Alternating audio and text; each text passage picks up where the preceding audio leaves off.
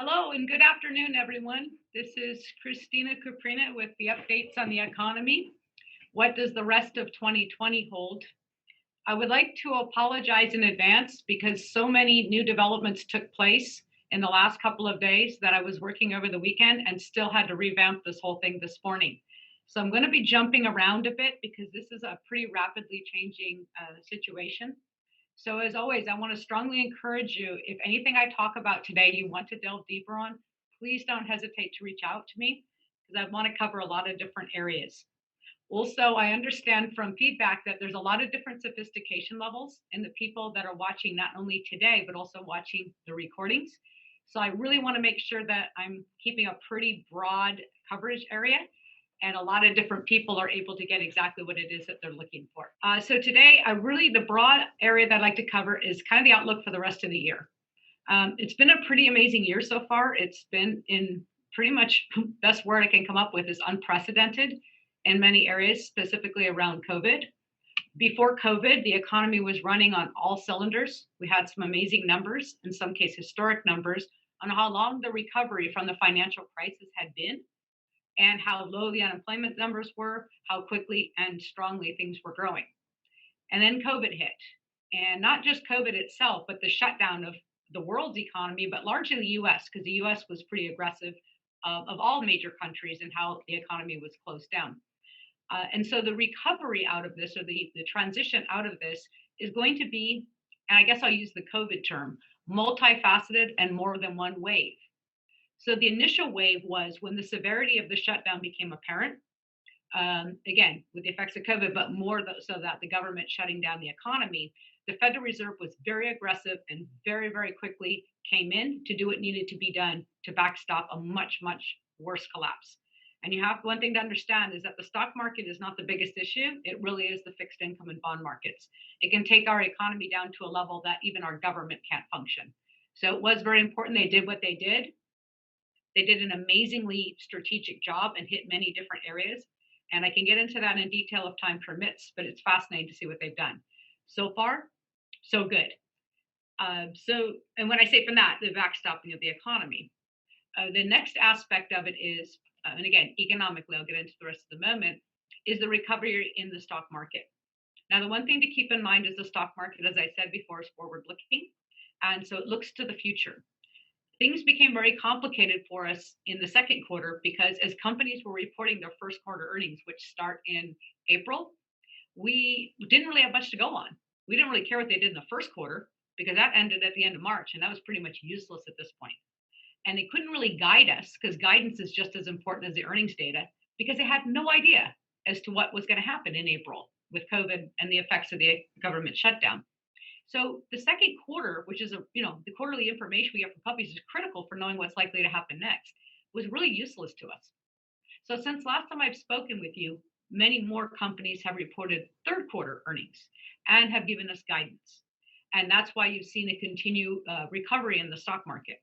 Now, there are areas of concern. There are some areas that are pretty overbought right now. But collectively, in our business, we always have a rule, which is don't fight the Fed. The Federal Reserve, with their extraordinary level of stimulus and with the federal government stimulus to date, is what's keeping things going. Depending on what data I look at, somewhere between 72 and 77% of this recovery economically has been through Federal Reserve and federal government stimulus. So keep that in mind. That's a significant part of this recovery has been because of that. I bring this to your attention because, as we all know, we're debating round 4 as we speak. When I say we, I always use we collectively as a nation, not to pick on any one individual or party. I won't go too far into the weeds on this because everyone pretty much knows what happened. The negotiating. Sometime back, the Democrats came out with their very robust proposal, going well over $3 trillion, which included many things that really had nothing to do in any way with COVID, but it was a wish list. And the speaker, Nancy Pelosi, said it was a wish list. It was a part to start negotiations. She kind of put it out there. The Republicans came back with, I guess I would assume, their starting point to negotiations, which was around $1 trillion. And the haggling begins. the complexity to it all is that there's a lot of different opinions of how much stimulus the economies need. When the last round of large stimulus, the 2.2 trillion happened, it was just do what needed to be done to support the economy, throw it all out there, the federal deficit be danged, right? We just did, there was not really a lot of knowing what was going to work. It was just throw it out there and see what would work. So we had some unusual things like extraordinarily generous unemployment benefits, stimulus checks, and things like that. Again, that's what's held up the economy to date. Was it overdone? Was it not done well enough? Could we do more? Should we done less? We really won't know until well beyond these times. But that's how it was handled. The second time around, as more time has passed and there's a better sense of what should or shouldn't be done or what's most effective and less effective, the other layer that's gone on top of it is it's an election year. And each party wants to get stuff done that will help their prospects come November. So that layer on top of it is being that anything that can be called COVID related is being called COVID related. And there's a lot of differences in opinions of what type of things should be supported. As we can imagine in this time, political divisiveness, there's going to be even more of that. So there was no chance of they were getting there, but the risk of the unemployment benefits expiring and the significant risk it would have not only to individuals who can no longer pay their bills and feed their families, but also to the economy as a whole, caused I don't know if it's unprecedented or not, but not something that I've seen in recent history, which is the president decided to step in with executive order. The president had said he was okay with extending the unemployment benefits in absence of having an agreement, just kind of putting that one thing out there just so there wouldn't be that interruption. And the Republicans had to say they were going to do it. But the Democrats wanted to do everything in one big package to make sure that it had the meaning that they were looking for. So with the executive order, high probability that this will go to the courts, but there's also high probability that most of it will be able to be put into action. In addition to the fact, again, as I mentioned, it's an election year. It's really hard to take something to the courts that's going to take money away from unemployed people from a political optics standpoint of it. So last I had seen in my morning news feed is the Democrats and the White House are going to start talking. I'm assuming it includes the Senate as well. I didn't read the details of it. So onward we go. Some questions when I got my questions there that people had asked me were, well, are they stealing from Social Security? Is this putting Social Security at risk to do this executive order and benefits? No, not really. Yes, they're taking some of the money from the trust fund, as has many politicians, both Democrat and Republican, beforehand for other programs. Provided eventually something gets passed, the monies will be allocated and this would be refunded. But there's no immediate risk to the economy or any programs with any of this executive order. Something to keep in mind with the executive order, though, some of the components outside of the additional $400 a week for unemployment is a couple of facts. In one, I want to say is about the other pieces of that was the rental and mortgage, I want to call it delay. So essentially that aspect, in addition to the payroll tax. On the employer side, so on the employee side. So the employer side was already, you were allowed to defer, if you were an employer, allowed to defer your payroll taxes until the end of the year as part of, to put more money in companies' pockets. The executive order extends that to individuals. However, it does say delay, defer. It does not say you don't have to pay it. So how many people take advantage of that? I don't really know. There's a high chance that it will eventually be forgiven, just like many other things that were supposed to be deferred are going to be forgiven. And the same goes perhaps for the mortgage and the rent forgiveness or deferral. However, that can definitely have impacts to landlords. So that's something that's going to be need to figure it out. So this is a piecemeal solution to help support the economy during these times. As an economist, I would say it's essential to find something to support the economy during these times. This downturn is not a result of companies' mismanagement. This downturn is not a result of the usual factors that cause a recession that companies and governments should be prepared for. This is a virus, a pandemic, and this is a government-induced shutdown. Thus, I believe as an economist that the government has a degree of responsibility for helping to make people whole that have been impacted to the degree possible. Again, the complexity comes to the election and the political aspects to this, but I wanted to kind of bring that up. So as of now on the stimulus 4.0, they are going to talk again. Whether it gets done or not, I don't know. All I'll say to you is that come the end of September, September 30th, it's that time again, the budget negotiations. Remember those? Well, they have to get done by September 30th. So if they don't get this solved, they're going to have more to solve come September 30th, getting even closer to the election. Um, so that was kind of, hopefully it was somewhat of a high level view on what's going on with that. I encourage questions as I go through the main points. I will answer questions. So please send them through. If they're not your questions, if they're questions for somebody that's getting the recording, feel free to ask them as well. And again, I'll check them as I go through this. The reason I wanted to add the unemployment is so important is 17 million. Oh, sorry, 20 million unemployed, 17 million looking for work. It's a pretty big deal. Even though the numbers are improving and are getting better, it's a pretty big deal. So I want to be sure, that I'm kind of putting a little bit of background to why this is so economically important. We can all understand the social impacts of having a lot of people out of work and not having a lot of jobs available at this time. So that, I think that's a big thing I want to touch upon. I'm going to touch a little bit about COVID because I got a lot of questions, not a lot, I should say a few questions last time about some of the things I was mentioning. And so I'm going to touch just again so briefly. All the data is available out there to you. Great sources like COVID Tracker and whatnot. The problem we have is that the accuracy of a lot of it is in question for a couple of reasons. The question number one is, as we've all heard, are the test results being reported accurately? I personally have two of my clients who a family member was tested positive, went back and did private testing, at a facility instead of where they were tested, I guess, at the main facility, and the test came back negative. Two cases, and one case that I'd heard about, and after the fact, so I can't actually really collaborate that one. So if just this little piece is there, how many of the tests are accurate, and that's coming up time and time again, the accuracy and timeliness of reporting. And the big whopper, what constitutes a COVID death? So the United States does something a little differently than the rest of the world in reporting COVID deaths. If you have COVID at time of death, it is a COVID death. A little bit differently than it was the cause of death. And I can say for at least two of the cases in this county here in Santa Cruz County that I'm aware of, it was not the cause of death, but it was still contributed to it as a death. I don't want to get in the weeds in this one. I know it's a very emotional topic for a lot of people, but it does, whether that's a right thing or wrong thing to do. So it's not died from COVID, it's died with COVID. If you died and you had COVID, it's a COVID death, which means our reporting is different than the rest of the world. And that can somehow change the numbers too. So that's creating a little bit of difficulty in tracking. And I wanted to bring this up. COVID Tracker has a lot of great information. The CDC website, National Institute of Health Statistics, I believe it is, has how COVID deaths are recorded.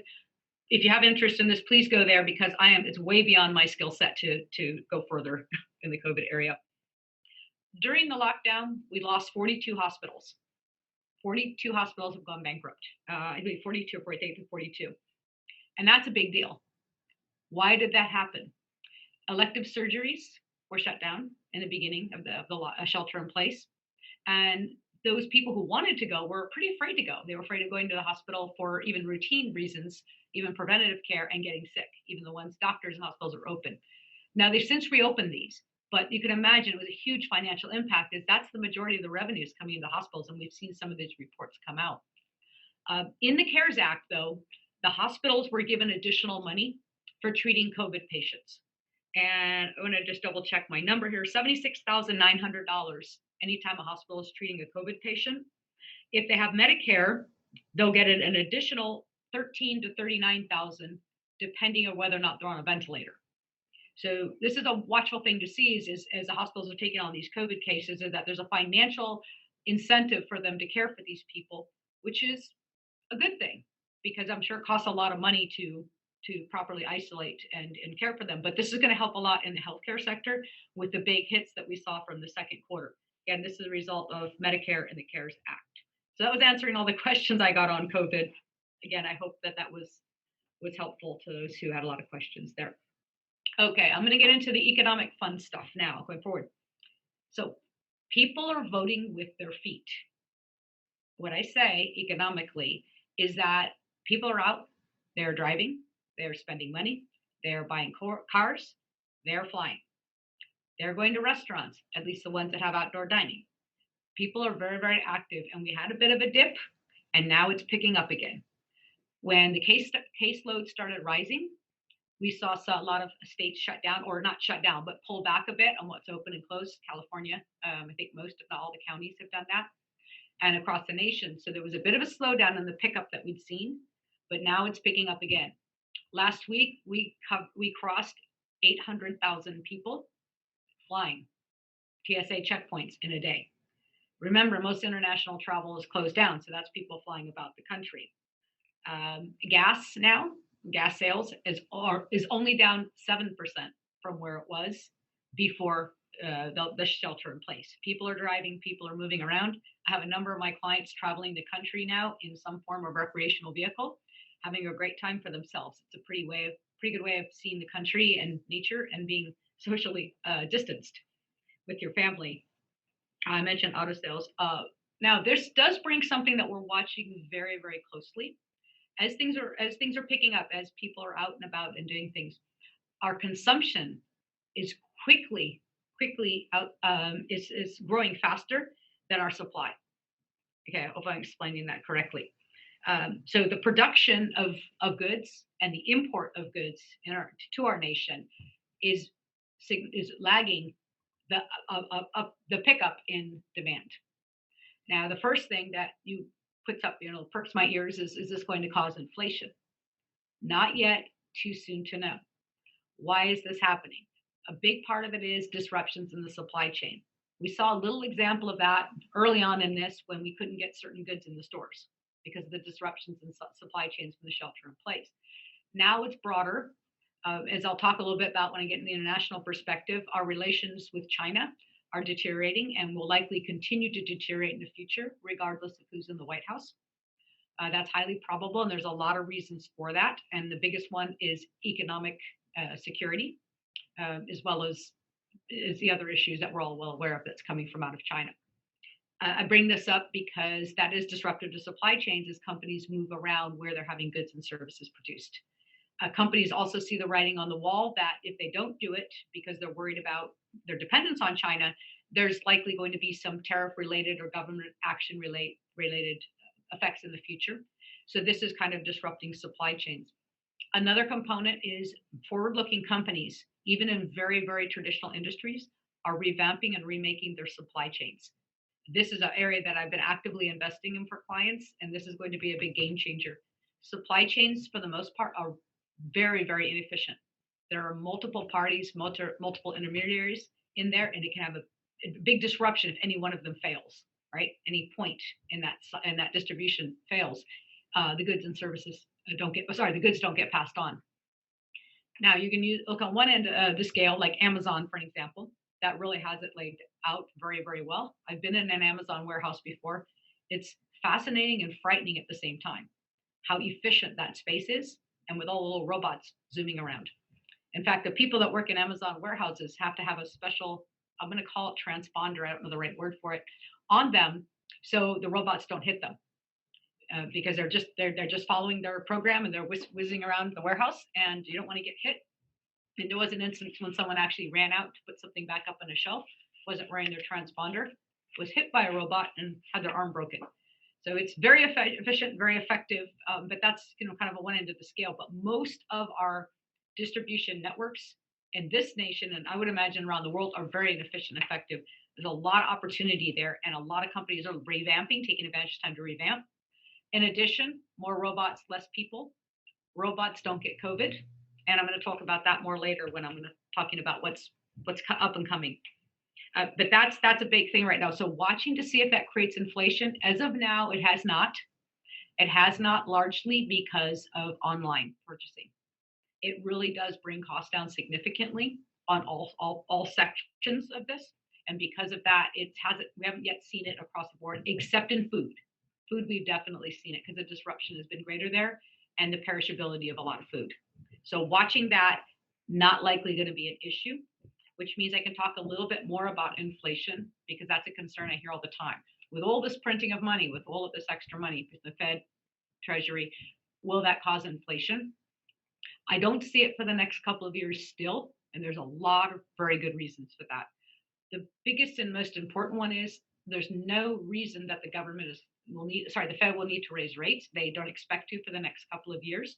And we have to have a significant, I should say, sucking up of that excess, the demand in relation to supply would have to go on for a significant period of time. We're a global economy, and that does bring costs down significantly. Even with disruptions with any of the geopolitical, I don't see significant widespread inflation in the cards, at least for the next year or so. Down the road, I can't see that clearly, and I'll be watching that closely.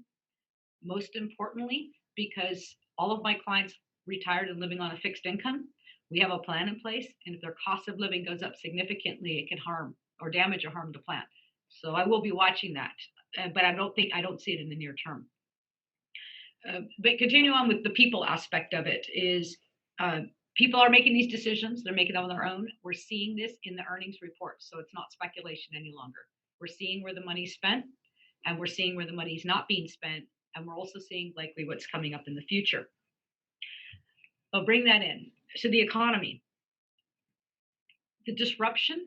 So think of the disruptive technologies. We can all think of a few of them probably. It's starting to change into the revolutionizing of our economy. And I should say our life, the way we're doing things. The speed in which this is happening is stunning, is absolutely stunning. And I'm going to pull this up here. If I end up showing it or not, probably not. But up here is the reason for this is that things that we expected to take 5 to 8 years to materialize are happening as we speak. And I'm going to come into the specific areas that's most of it. Fintech, financial technology, especially contactless payments. Okay, money transferring from one area to another area without all the intermediaries that we had before. This is speeding up in a really rapid place, and it's going to disrupt significantly the financial services industry. It's already happening, but it's been pulled forward significantly. Tremendous amount going on in that space. Robotics. I want to bring up all types, and not just the robots that run around, but robotics within systems. Excuse me, throat's getting dry. Robotics even within systems. This is being sped up. It's being sped up twofold. It started really taking place when unemployment was so low that it was harder and harder to get workers. Now it's the opposite. Now it's easy to get workers, but you don't want your workers to get sick.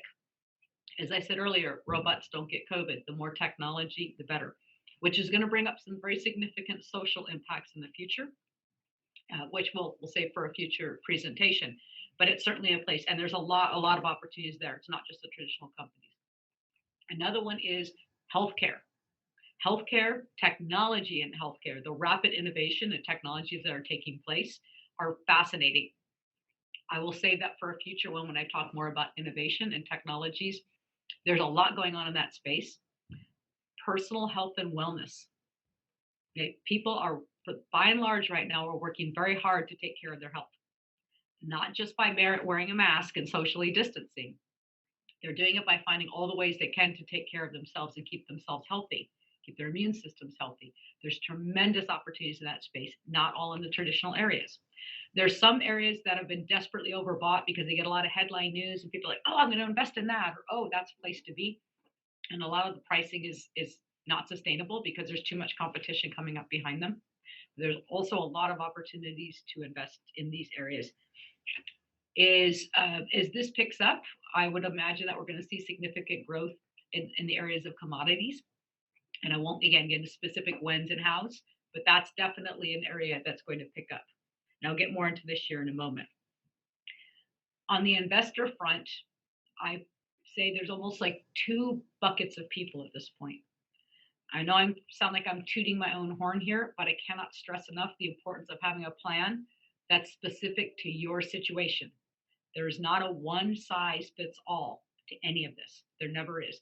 Just because your neighbor's doing it successfully or your brother-in-law doesn't mean it's right for you. All things have risks. All things have to be personal and have to be customized. There's no one size fits all. One side of it is you focus on the future growth. You remain strong, you remain diligent, but you focus on the future and you don't worry about the day to day. And I'll talk more about the little bumps in the road that we're going to be experiencing soon. The other side of it, clamp down and just focus on securing your money. Okay, there is not a right answer for that. What the markets and the economy is doing does not mean it's right for you, because we're going to have some shocks in there. There's going to be just some disruptions.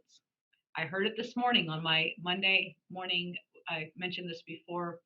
Group of economists. I belong to a group of economists that are a national group, and we get a Monday morning report from Washington. This is very useful information. It is nonpartisan. It's designed to be disseminated to economists across the nation, but it's a really deep inside look at what's happening in Washington, D.C., without the media nonsense, without the partisan nonsense. Just here's what's going on. Names are not always used, often not used from the standpoint of being able to share kind of what's going on without, I guess, risking news getting out that shouldn't. This was a very interesting one this morning. It caught me by surprise, one of the first times I'd heard such a cryptic ending, which says, I forgot the exact word now, but something along the lines of expect an August surprise, or expect an August ripple or bumpiness. There was something to it, and it was very cryptic, and we don't know what that is, but there's a lot going on in Washington right now, I think below the surface. And I don't know if this will have an impact on the election or not, which will bring me to, because again, I told you I'm not going into any order here. I'm going to talk next time about the election and the economy, only because I'm waiting for the conventions to finish. It would be ideal just to get the final pieces to the puzzle to put in. But a big question that I got on my list of questions here, and again, I'm going to jump around this. So bring up your questions, because I have more here. Let's see. So the election, I will just touch at this point at a high level, and it'll probably surprise everybody. And I apologize that I may offend some people when I say this. As far as the economy is concerned, over the longer period, when I say longer period, the next year or so, it doesn't really matter whether it's Donald Trump or Joe Biden. Why is that? The markets and the economy know what to expect as well as any of us do with Donald Trump as a president, because he's the incumbent. Markets like certainty, and that's there. Joe Biden is not a newcomer. He's not somebody that's just new to politics in any way. He has a history, he has a track record. He hasn't yet been really public, I believe, with a lot of his platform or his agenda, and I expect we'll hear more of that at the Democratic convention. But he's not an unknown.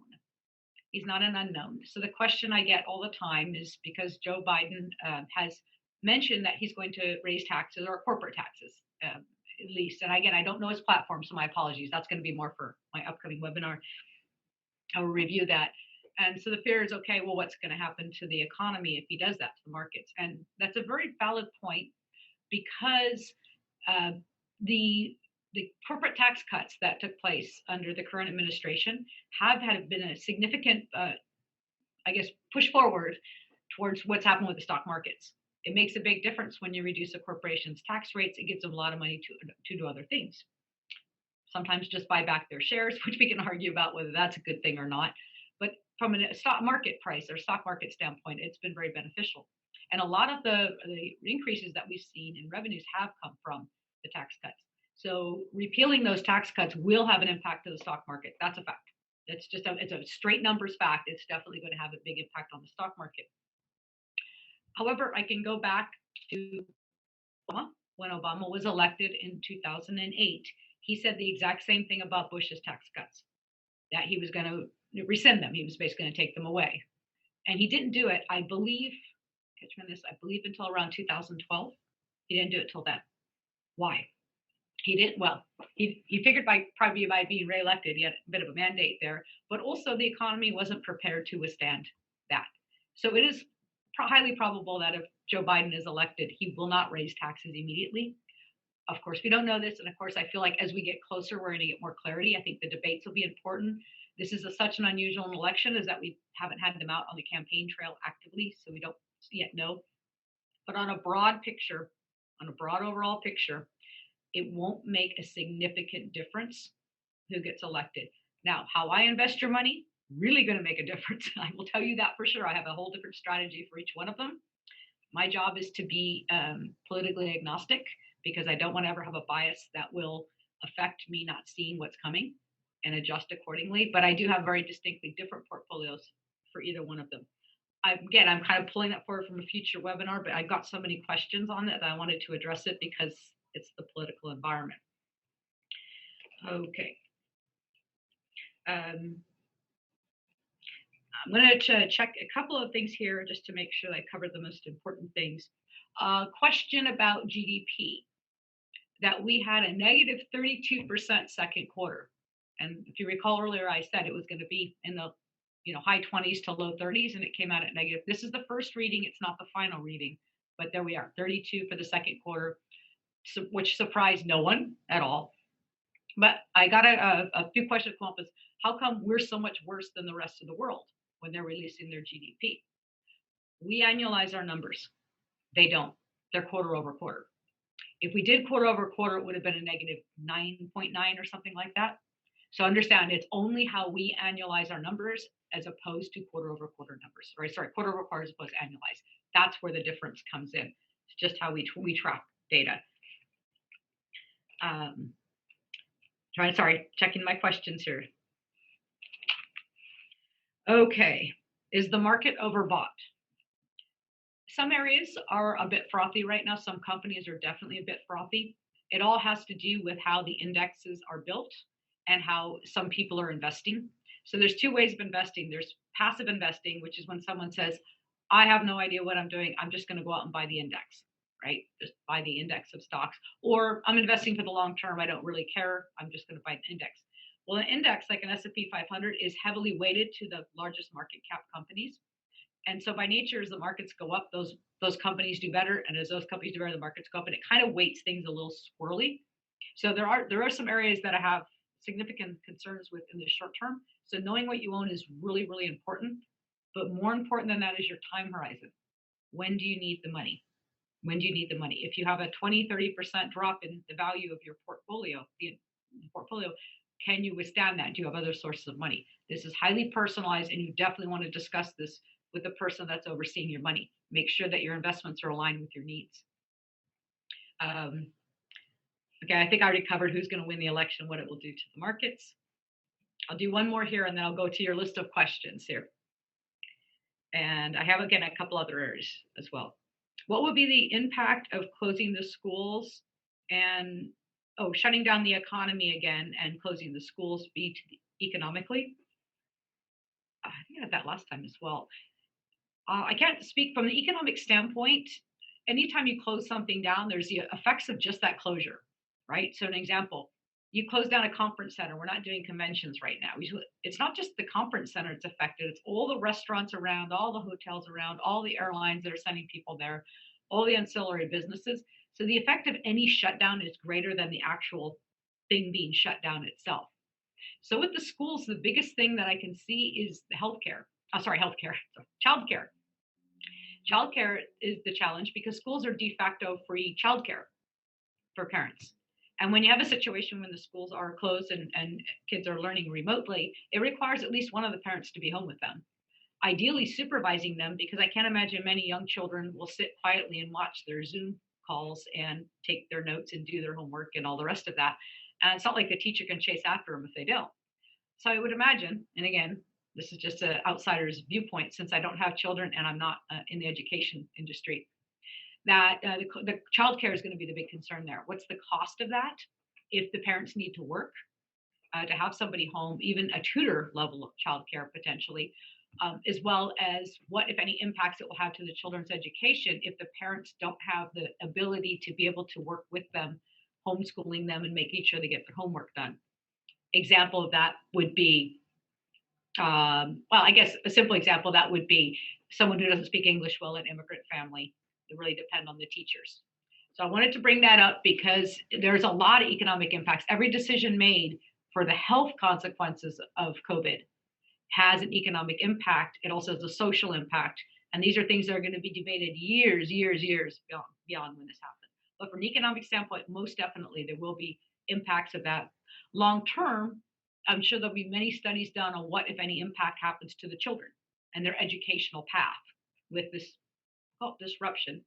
There also could be changes in how we deliver education in the future. We may find situations or scenarios where it's possible for children to be partially, and I'm using the word homeschool, I know that's not correct, virtually schooled. And perhaps that would be a way of having less teachers but more highly paid. perhaps that would be a way of using school space, physical school space in a different way that would help out with a lot of the concerns that the teachers have mentioned over the years with not high, low compensation, large classrooms, infrastructure not good, and whatnot. So it could really change the educational system, K to 12, and colleges as well. It's very challenging for colleges to charge high tuition rates and not be able to provide in the classroom learning with the professors that people are paying so much for. So it'll be interesting to see how that goes. As a futurist, I see that the education system will likely change significantly beyond COVID because of this. All right, I'm going to jump into the questions over here before I go back to the list of questions. Okay.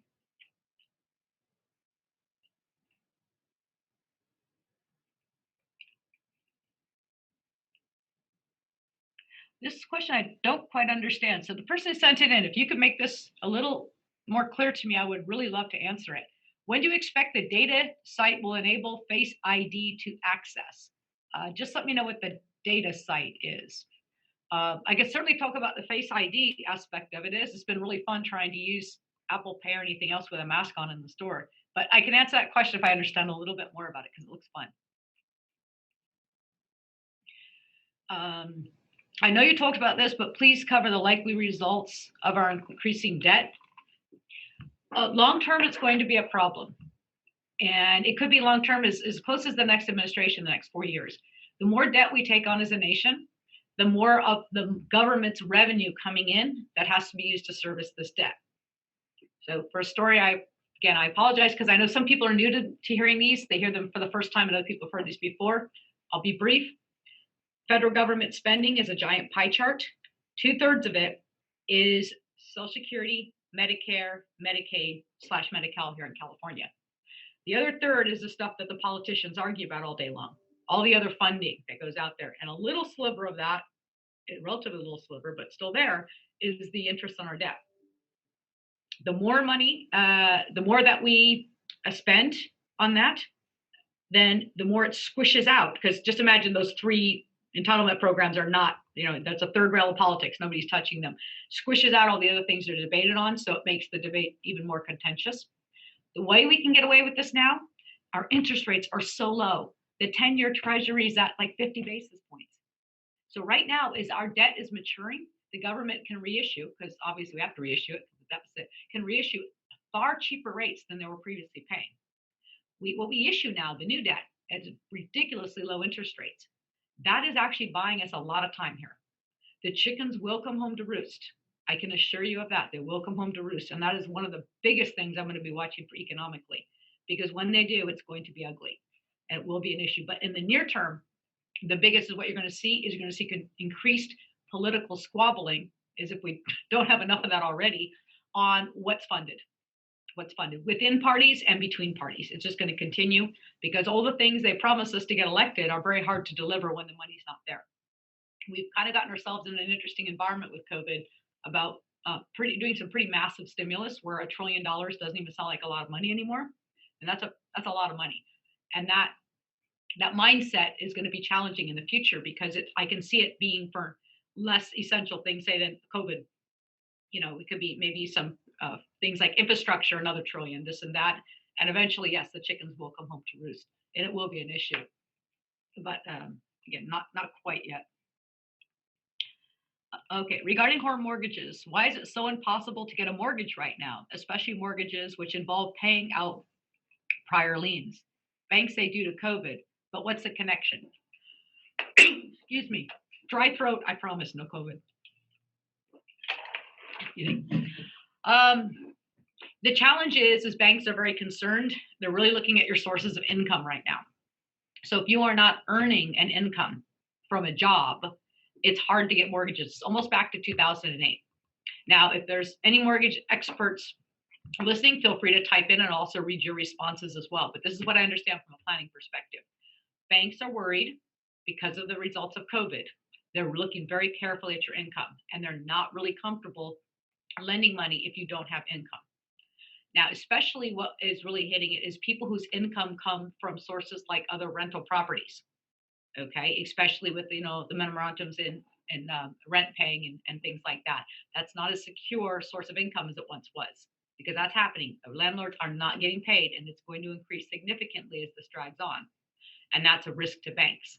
So because lending standards have tightened because of what's going on related to COVID, and it's making it more difficult to get loans than ever before.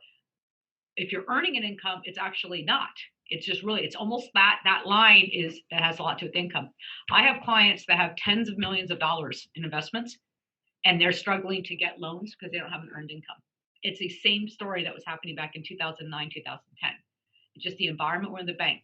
However, I want to stress, because I know who this person is who typed this question, there are other sources of money out there available, and there's a lot of different ways that you can access capital if needed outside of a traditional mortgage. So it would be a really important thing to talk to your, well, certainly talk to your lender. If you're looking for someone, I can definitely make some great recommendations of some high quality strategist mortgage lenders that can actually talk to you a lot better than banks can, because they have the world at their disposal.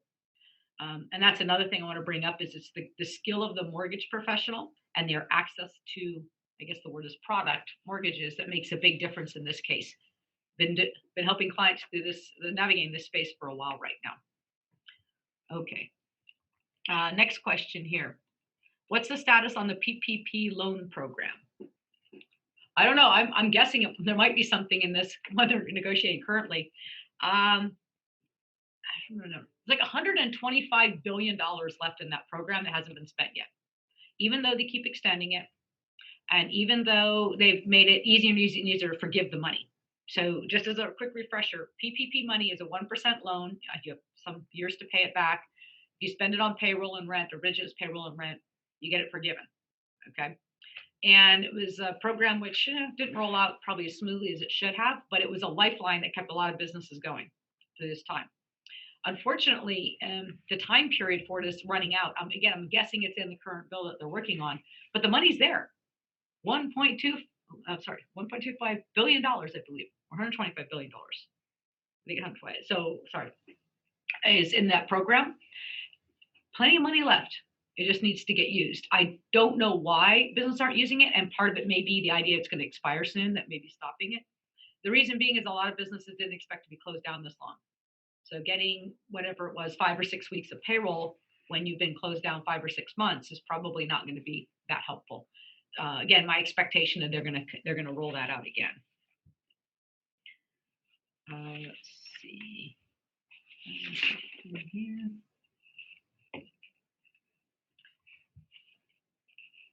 Okay. Biden and Trump, polar opposites in environmental investing issues, protections, all of which affect markets, right? Oh, most definitely. That's when I talked about having different, Biden portfolio, a different Donald Trump portfolio. Given what he's talked about doing, and remember, politicians talk about a lot, but they don't get much of it done. It's still, well, markets will react just to the idea of what they're going to focus on. So, example, healthcare could be affected if there's a sense that Medicare for all or some universal healthcare is going to be on the one of the parts of the platform. Certainly, with Biden, he's going to have a focus on environmental.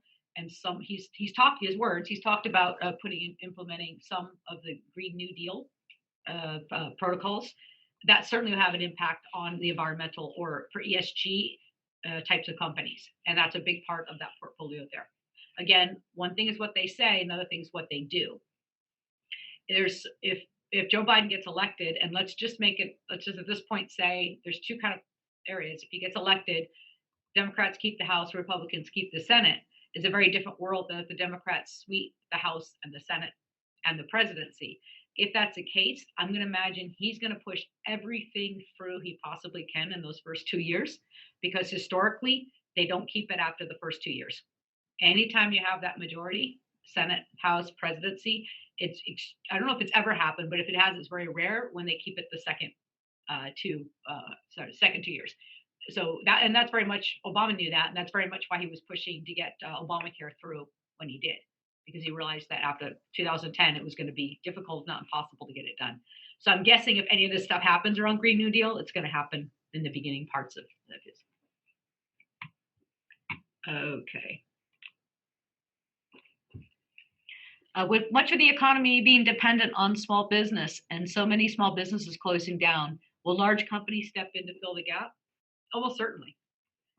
Our modeling right now, um, this is hard for me to say. I'm taking my economist hat here because this is really real to a lot of people and to a lot of our society on a deeply personal level.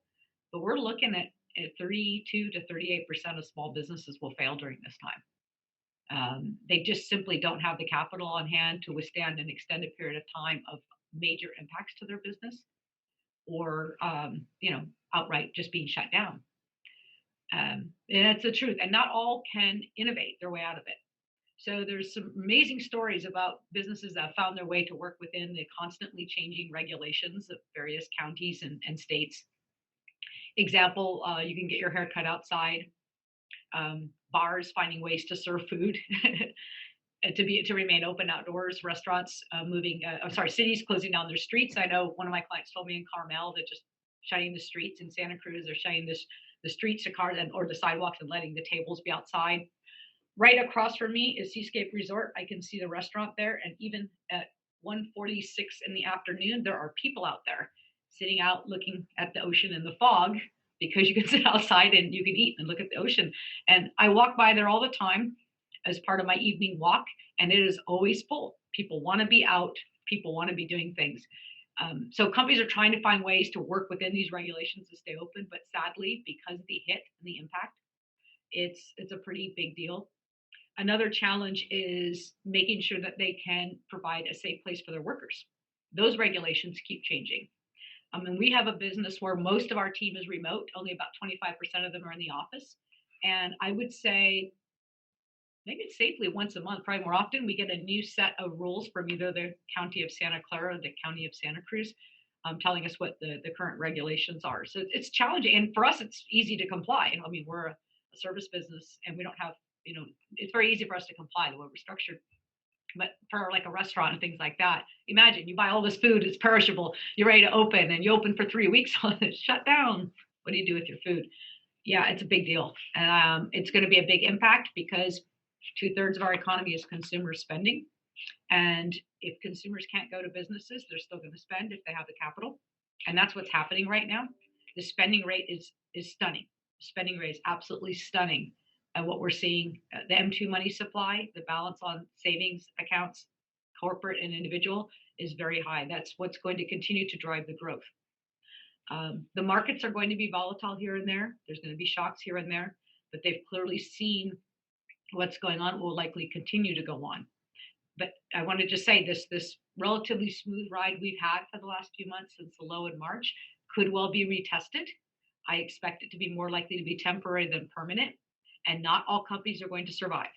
Not all are going to survive. What we're seeing now is there's usually waves in recovery. The first wave is really overbought right now and a little bit more fraught with risk. The second wave is up and coming. There's a lot of companies that were just not, people were buying them, and they have a tremendous opportunity, and they have figured this out, and they're flying. We're getting their earnings reports and their guidance. We're like, wow, this is amazing. We thought they might do it, but they're proving they're doing it, and the proof's always in the pudding. So investing now, dispersion all over the place. There's all these different, even within a sector, there's companies that are like really figuring this out and optimizing, and their companies are failing. And I think in the individual business space, the challenge is going to be that if your favorite clothing store is closed, do you go buy it online? Is your favorite clothing store set up to go online? If you are a small business, how are you navigating the space? I have advised a lot of small businesses during this time, and I continue to do so as part of me being in service to help. And there are many, many things that businesses can do to keep themselves in front of their customers and clients during this time and to be able to provide services. Some will adapt better than others to this. If you know of a business, if I can give them any pointers of what other businesses are doing, I'd be more than happy to do that, because I really feel for the people being affected. This is definitely going to be a time of winners and losers. And this dispersion on who's going to make it out of this and who's not is pretty wide.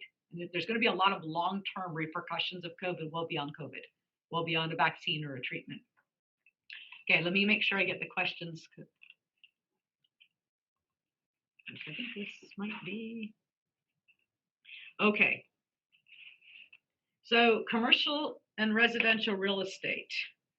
And that was this, and the real estate one here. Commercial residential real estate.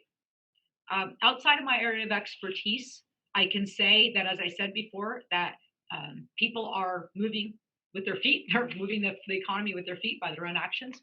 Real estate, residential, has actually been quite good in much of the country, primarily the suburbs, as people are looking to move out of more densely populated areas. It's by more of a shift. It's by no means of a crash and burn situation.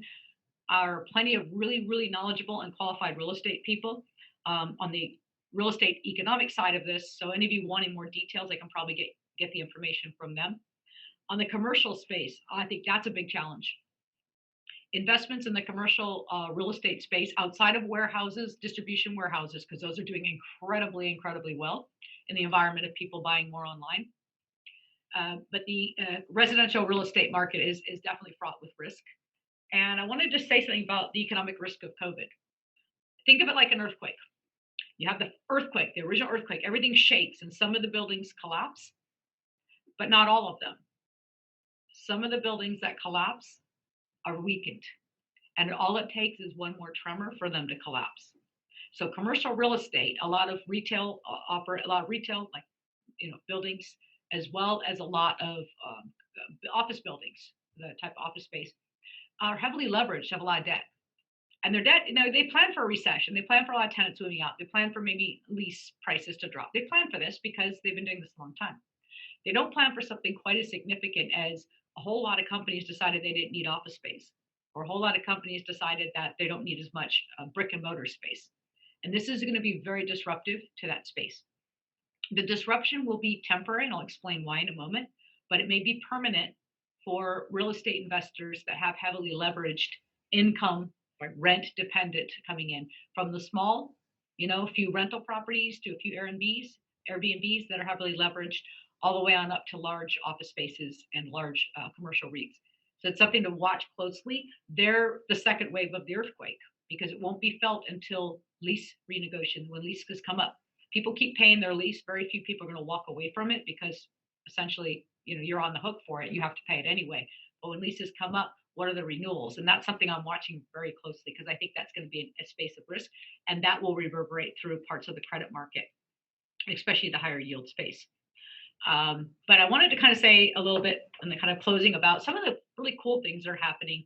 And I want to say this is so broad and there's so much detail that I can give, and I don't want to be too geeky and I don't want to be too simplistic. So I encourage people to reach out to me, and I will go into any of this deeper, as well as send you the collateral or any supporting information I have for the information that I'm presenting to you today. I'm not making it up. I promise I have the information. I don't like screen sharing because it takes me off my flow and I don't feel like I could connect to you as much, but I will send it if you ask me. So we talked about the impact to retail space, right? We hear Sears went bankrupt, JCPenney's going bankrupt, all these big retail stores are going bankrupt. What's going to happen to the to their retail space? Guess who's coming and sucking it up for fulfillment centers? The big online players like Amazon. They're looking actively right now in Sears and JCPenney stores to get them as a regionalized fulfillment center. They're growing, traditional is shrinking. In the future, you may see a world where you're seeing a lot more local businesses that people want to support that do something really unique, and a lot bigger, online. But there's a vacuum that's being filled by companies that are innovating, looking for ways to do it. I also wanted to share that in all this COVID and all this news and this political and all the rest of the overall negativity that we hear day to day, something really cool happened last month. Do you remember? SpaceX, Elon Musk sent a rocket ship to the International Space Station. This was amazing because you had a private company create a spaceship that took astronauts. And by the way, if you saw those astronauts, did you see those cool space uniforms that they were wearing, spacesuits? They were totally looked like a Tesla thing. Very stylish, very sleek. Went up to the space station, did what they do up there, came back. It was a beautiful story. One of the astronauts was communicating with his little son, and he had brought his son's toy dinosaur with him into space. I think his name was Tremor or something like that. So Tremor, his kid's toy dinosaur, traveled in space, and it was just such a cool, beautiful story. It kind of reminded you of space missions early on. And right before he came back, or right as he was coming back, he called his son, and he had promised his son a dog when he returned, get a puppy. And his son basically said, "Yeah, Dad, come home soon. I want to get my dog." Maybe not fully grasping the fact that he's flying through space to get home. It's a beautiful story, and it showed that American ingenuity. It showed a private and public sector, NASA and SpaceX coming together to create this. The mission went off, to the best of my knowledge, without a hitch. And we hardly heard anything about it because we're so focused, we, again, as our media and us, on the negativity, on the bad things that are happening in the world. But there's also a lot of really fascinating things to look at. During times of great disruption, there's innovation. And innovation is what leads to the new wave of growth. Yes, there will be impacts. Yes, companies will go bankrupt. Yes, the disruption of any kind or change of any kind has winners and losers. I would say that it's my job to look ahead and to see where these changes are happening and to be in front of them. They're not always what you think, and they're not often what's in the news. And sometimes they take a while to incubate, so it requires patience. A question or a comment I get from a lot of people is, I wish I bought Amazon back in the 90s, or I wish I bought Google here, I wish I bought whomever back in the day. But if you did, you had to wait a long time to really see that high growth. In fact, if you bought Amazon, you had to keep it to the crash, right? That takes a lot. Some of the great innovation takes time, so it's not appropriate for everyone, but there's a lot of opportunity out there. And this disruption will create change, but it also will, again, create disruption that can be harmful and difficult for many people and businesses that are having a more difficult time adapting. So please know that when I give these talks, I'm speaking as an economist. I'm speaking as to what I see, but I have tremendous empathy for the disruption that people are going through on a personal level right now. Health-wise, the fears and concerns around COVID, and not just that, but the other health issues that people are facing, and the isolation, the mental health, the social aspects. Beyond the economics, this is an incredibly challenging time for our nation. And the best that we can do is be kind to one another, be caring to one another, kind to ourselves, care for ourselves, and think forward to a future that will be much different than it is today. With that, for those of you watching that don't know me, if anything I said today you have questions on, don't hesitate to reach out to me. For those of you who know me, you already know you can reach out to me anytime. We are doing meetings virtually, in person, or a combination of that. So whatever your level of health and safety and comfort, we will accommodate you. We can be touchless the whole way and see me no more than this, or you can come into the office. We are set up, we are prepared. For those of you who want me to, got my mask, ready to go. I want to be sure that people have a place to talk about some of the most important things going on right now in their personal lives as well. Money is a tool in the toolbox. The economics are fine, but how can that impact you and those that you love? Are you well prepared for what's coming up? Are there changes that could be made? What questions do you have? What do you see? And I really, really appreciate and love the feedback that I've been getting. It's so valuable to me to know that these webinars have value. And I love to know what topics you'd like me to talk about, or other speakers you'd like me to bring in. I have a whole box of resources that I can bring and information, because most of them won't be so much about the economy. And so I want to encourage that. Please continue to let me know what you think and give me your ideas. I am here for you. I am here in service to you. And I really care deeply about those of you who know. And I care a lot about those of you that I don't know, because I am here in service. The final question came across was, will you keep doing these? As long as you find an interest. Until I get a feedback saying I'm not getting as much value out of this, I can shorten them, and that's likely going to be the case. So the idea is I may shorten them before I stop completely, because I can just touch upon a few things. But I also want to hear back from you. Would you like to have other speakers come in and talk with me? Are there topics you want me to talk more about? What would be of most value? Because I truly am doing this for all of you, and more than for me. And it's my way of feeling connected to those of you that I'm not seeing in person at this time. So again, I greatly value all of you for your trust that you've placed in me during these times. Many of you through many times like this, and I'm here anytime that you need me or anytime that you have questions. Thank you so much for being here today, and I look forward to seeing you in person when you're ready. Bye for now.